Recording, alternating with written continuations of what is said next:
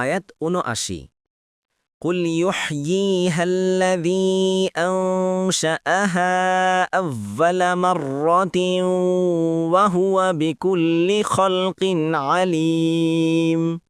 অনুবাদ, বলুন, তাতে প্রাণ সঞ্চার করবেন তিনি, যিনি তা প্রথমবার সৃষ্টি করেছেন, এবং তিনি প্রত্যেকটি সৃষ্টি সম্বন্ধে সম্যক পরিজ্ঞাত।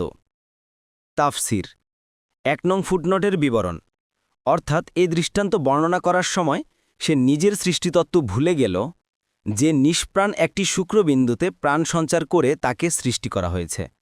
যদি সে এই মূল তত্ত্ব বিস্তৃত না হতো, তবে এরূপ দৃষ্টান্ত উপস্থিত করে আল্লাহর কুদরতকে অস্বীকার করার ধৃষ্টতা প্রদর্শন করতে পারত না। রাসূল সাল্লাল্লাহু আলাইহি সাল্লাম বলেন, বনি ইসরায়েলের এক মুসলিম ব্যক্তির মৃত্যু সময় উপস্থিত হল।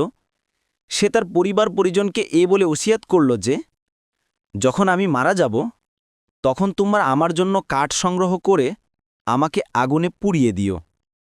তারপর যখন আগুন আমার গোশত খেয়ে ফেলবে এবং আমার হাড় পর্যন্ত কঙ্কাল হয়ে যাবে, তখন তা নিয়ে গুঁড়ো করে সমুদ্রে ভাসিয়ে দিও। তারা তাই করল। তখন আল্লাহ তাআলা তাকে পুরোপুরি একত্রিত করে জিজ্ঞাসা করলেন, তুমি এমনটি কেন করলে? সে বলল, আপনার ভয়ে।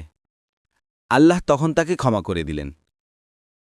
বুখারী ৩৪৫২, ৩৪৮১, ৩৪৭৮, মুসলিম ২৭৫৭, ২৭৫৮।